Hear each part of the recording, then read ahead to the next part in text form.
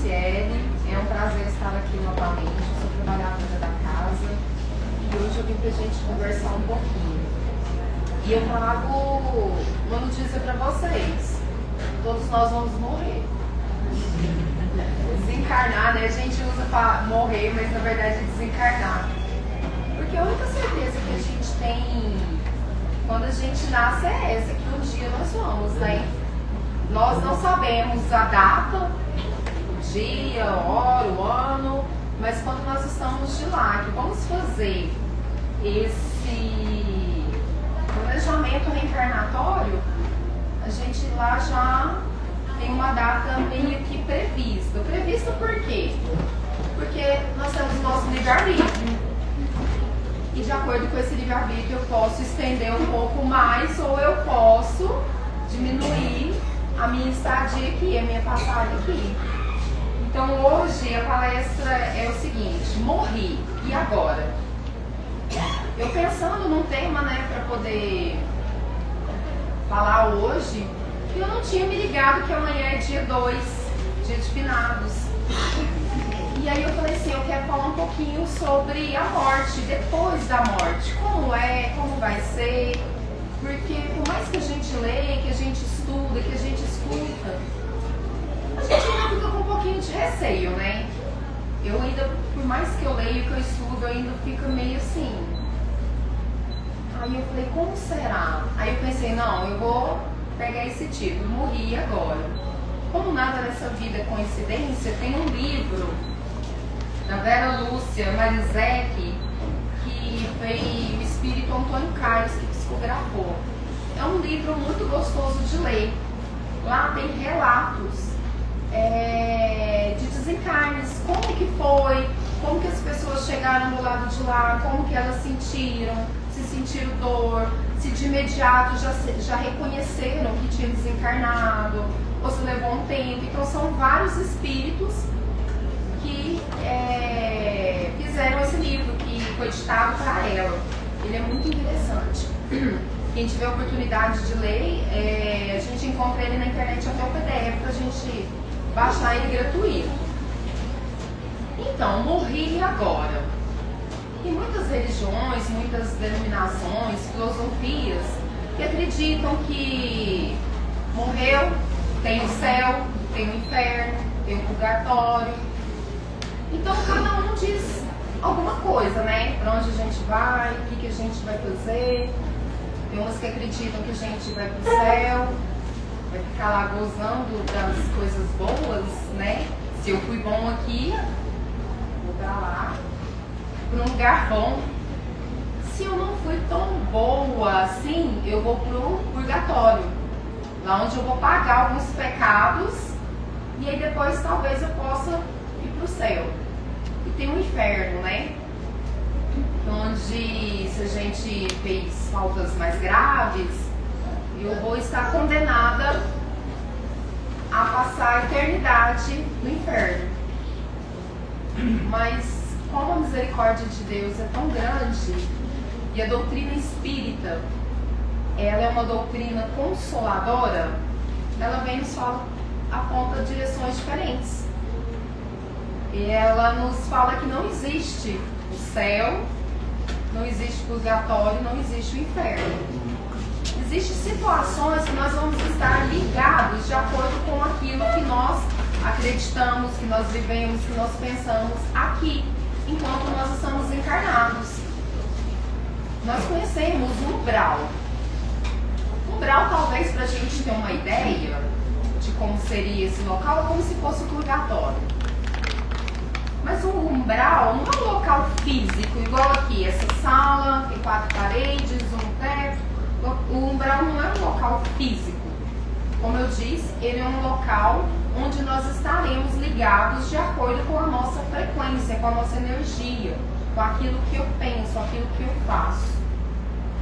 Se eu gosto de xingar, se eu gosto de falar palavrão, então eu vou estar ligada àquele lugar com outras pessoas que têm essa mesma frequência que eu. Então, o umbral não é um local físico, é um local que nós estaremos ligados de acordo com a nossa frequência, né? coisa, o espírito é imortal. Ou alguém tem uma dúvida em relação a isso? Todo mundo concorda que o espírito é imortal? Porque o que morre é isso aqui, o corpo físico. O corpo físico, ele vai perecer. O pessoal fala, né, que desde que a gente nasce, a gente morre.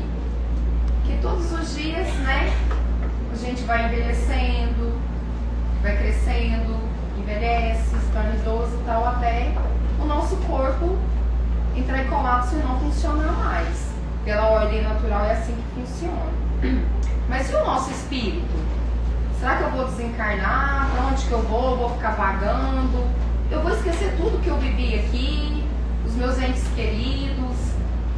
Vai apagar da minha memória? Chegar de lá e eu não vou saber quem eu sou, o que eu fiz, o que eu deixei de fazer. Então, meus irmãos, o que acontece? Não existe uma receita de bolo. Porque um espírito fez uma psicografia que ditou que com ele desencarnou, já foi acolhido, já foi atendido, que todos serão assim. Não. De acordo com aquilo que eu falei, da sua frequência, do que você pensa, é que vai ser o seu desencarne. É de acordo com isso. Então não existe uma receita de bolo. O que a gente aprende com os livros, com as psicografias de irmãos que já desencarnaram e voltaram para contar pra gente como foi, porque nós já desencarnamos, só que nesse momento a gente não lembra, a gente passa pelo véu do esquecimento e a gente não lembra como foi. Mas de acordo com tudo isso que a gente estuda, que a gente aprende, não é igual para todo mundo, mas existe a misericórdia divina. Nós nunca estaremos desamparados. Aí quer dizer que então se eu não fui uma pessoa muito legal, então quer dizer que eu vou ficar sofrendo, não terei socorro, não serei ajudada? Não, não é assim que funciona, meus irmãos. O desencarne, quando a gente deixa esse corpo físico para trás, nada mais é que a libertação do espírito do corpo. É um processo que pode ser gradual e influenciado pelo estado de consciência do espírito. Morri, meu corpo físico fica. Tudo aquilo que eu sei, tudo aquilo que eu vivi, tudo aquilo que eu tenho como sentimento vai me acompanhar. Engraçado que tem aquele ditado, né, que o pessoal fala, ditado não, aquela coisa popular, né? Ah, morreu, virou santo. Morreu é só uma passagem. Na verdade, de lá que é a nossa verdadeira vida. Porque nós estávamos lá antes de vir para cá. Nossa verdadeira morada é de lá. E para vir para cá também foi um planejamento, um desgaste, medos. Meu Deus, vou assumir um corpo físico. Não vou lembrar do que eu aprendi aqui. Não vou lembrar do compromisso que eu fiz em voltar como filho do fulano, do ciclano, em resgatar aquela situação que eu tenho que resgatar. Então tudo isso nos causa medo quando nós estamos lá.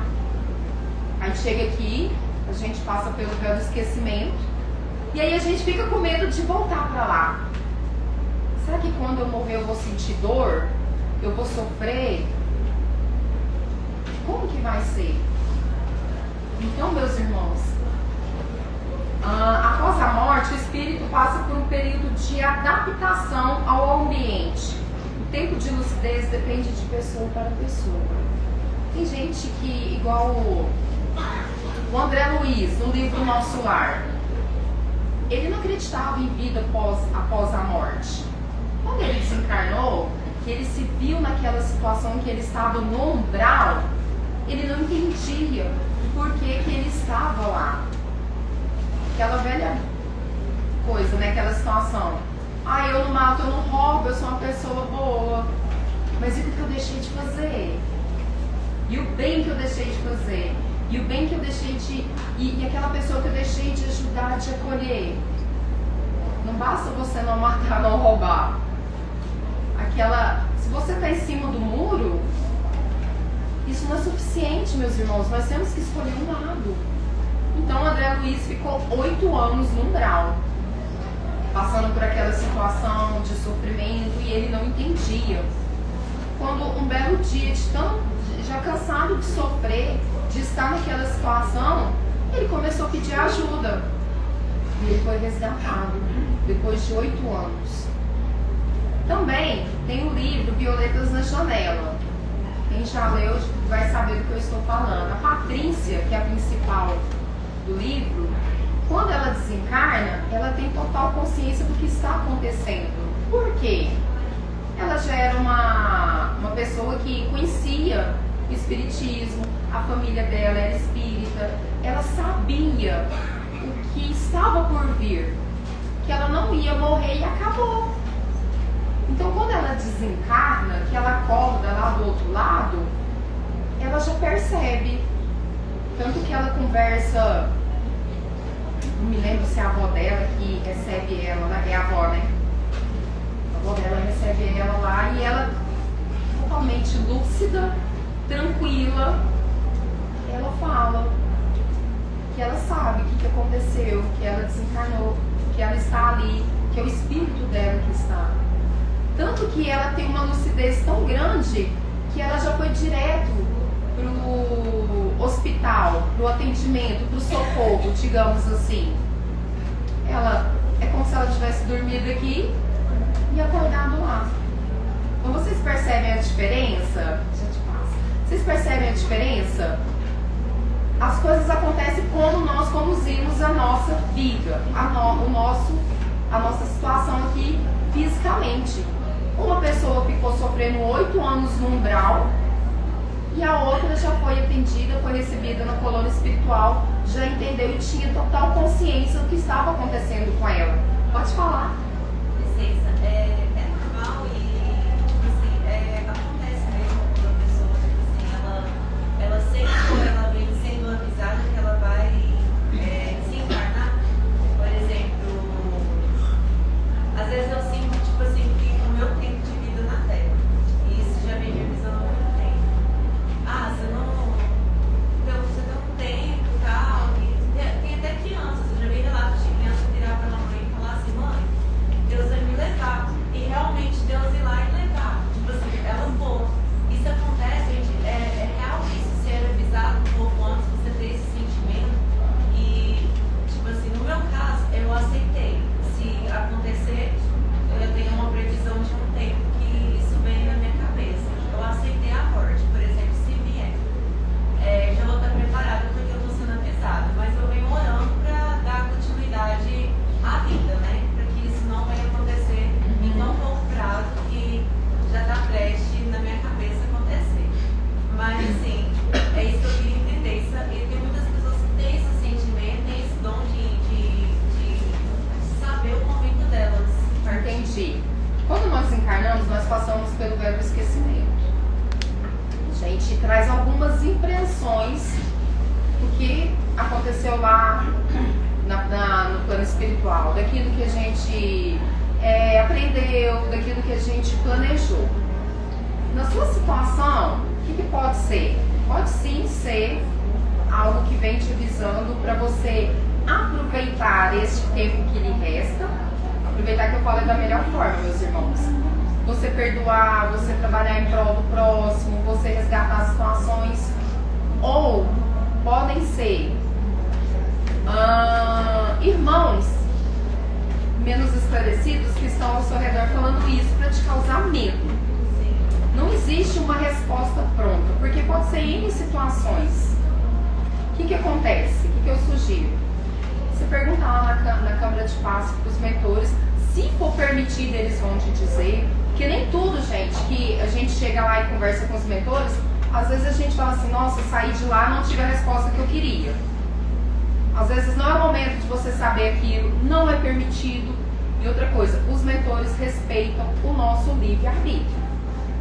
Eu posso chegar com uma situação grave de vida e morte. Falar assim, olha, eu preciso que você me fale, o que eu tenho que fazer? O mentor não vai falar, olha, você vai pegar tal caminho, você vai fazer isso, vai fazer aquilo. Não, ele vai te dar orientações que te levem a pensar naquilo que você possa fazer, aquilo que é melhor para você naquele momento. Ele não vai te dar uma coisa pronta e acabada, porque existe o seu livre-arbítrio. Ninguém pode interferir nisso. Eu tenho que respeitar seu livre-arbítrio, os mentores, então, ou seja, não tem como eu te falar uma situação que às vezes não é para você saber naquele momento. Então sim, acontece, tem pessoas que têm essas lembranças, igual eu vejo histórias de crianças que estão encarnadas nesse momento que contam como foi a sua reencarnação passada. Lá nos Estados Unidos, eu esqueci o nome da cidade lá, tem uma universidade que está fazendo um trabalho estudando isso, porque tem crianças de 7, 8 anos que contam com tantos detalhes, eles estão estudando sobre isso. Ou seja, gente, vai chegar um momento que essa questão da comunicação, da vida do lado de lá, vai ser uma coisa tão normal quanto você pegar o celular e ligar para o seu ente querido, para o seu namorado, para o seu esposo, para sua filha. Então são coisas que estão acontecendo para poder ir normalizando essa situação. Porque lá quando Kardec codificou a doutrina espírita, começou como? Com as mesas girantes, com efeitos. Por quê? Precisava disso para chamar atenção. Através dos estudos, ele foi codificando, foi aprendendo, foi entendendo. Espiritismo não é só fenômeno. Espiritismo é mais do que isso.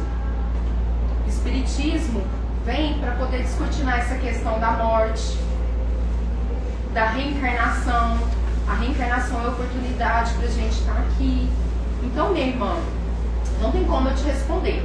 Sim, é possível você ter esse aviso? Sim, claro. Mas também pode ser irmãos menos conhecedores que querem usar você para colocar medo, para te afligir, para você ficar amedrontada. E você falou assim, se isso acontecer, todos nós vamos, como eu disse no começo, todos nós vamos morrer, todos nós vamos desencarnar. Nós não sabemos o dia, nós não sabemos a data. Nós temos sim um período pré-determinado que já vem de lá. Por exemplo, lá na minha ficha, a Franciele vai viver até 80 anos. Mas como eu tenho o meu livre-arbítrio, eu posso estender isso mais. Como? Cuidando do meu corpo físico, uma alimentação adequada, não usando drogas. Ou eu posso abreviar. Eu tenho uma alimentação desregrada, eu uso drogas, eu não durmo direito. Eu vou estar o quê? Abreviando esse tempo. Entendeu? Tudo o quê? De acordo com o seu livre-arbítrio. E aí, meus irmãos, tem como a gente se preparar para a morte? A gente nem fala nisso, né? Quando fala morte, igual esses dias minha mãe estava falando lá em casa, quando eu morrer, eu quero que me coloque o vestido e tal. Eu falei, nossa, pelo amor de Deus. Já nem saber. Então, assim, a gente normalmente, a gente já pode, esse assunto já, apesar de ser uma coisa natural, e a única certeza que a gente tem nessa vida, a gente não fala sobre isso. O que seria essa preparação para a morte? A nossa vida. Como eu estou vivendo? Eu sou apegada materialmente? Eu ajudo o próximo? Eu tento melhorar? Eu tento fazer a minha reforma íntima? Chico Xavier, gente, ele foi exemplo, né, para muitas coisas. E uma das situações que ele foi exemplo foi isso. Chico Xavier, pelos seus feitos, ele recebia muito dinheiro, muito agrado, muito presente. Teve uma situação que ele recebeu uma fazenda de presente. E sabe o que eles fizeram? Que ele fez? Ele doou essa fazenda por uma ordem de freiras lá em Uberaba que trabalhava com educação, para elas continuarem. Quem que tem esse desapego aqui? Ganhar uma fazenda e doar? Não é? A gente fica assim, oh meu Deus, eu já passei pela prova da pobreza, eu queria passar pela da riqueza. Porque a gente, né? A gente pensa nisso. Chico Xavier, com tantos livros que ele fez, se ele fosse receber pelos direitos autorais, ele seria um dos autores mais ricos do Brasil. E ele não recebeu um centavo. Ele doou tudo. Porque ele falava que não era dele aquela escrita, aquela mensagem, aquilo que ele trazia. Ele falava que ele simplesmente era o quê? O carteiro. Ele só entregava a mensagem. Então ele não tinha que receber nada por aquilo. Olha só que desprendimento.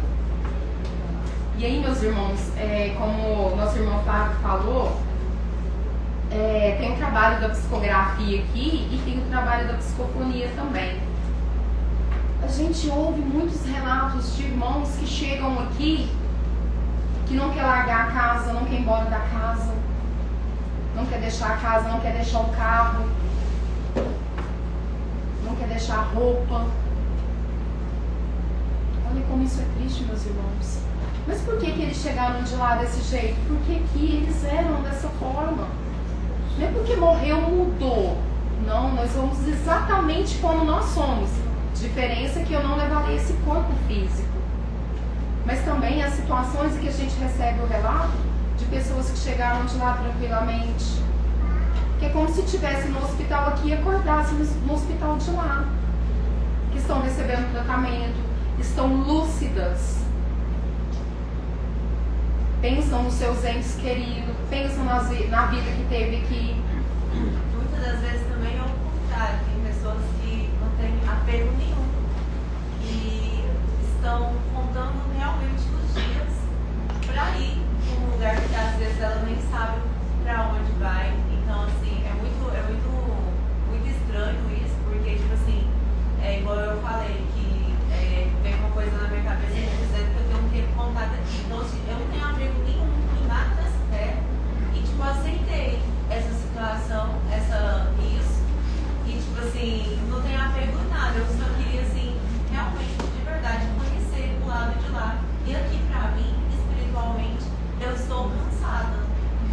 Sabe? Mas o nosso corpo físico, ele é uma prisão para o nosso espírito. Ele é uma prisão. Você falou que sente essa vontade de voltar para lá, você não sabe para onde. Na verdade, o seu consciente agora neste corpo encarnado, você não sabe, mas seu espírito sabe de onde veio. Ele sabe o que ele deixou lá. Isso, por isso e o que te espera lá. Ou voltar, ou sabe que vai.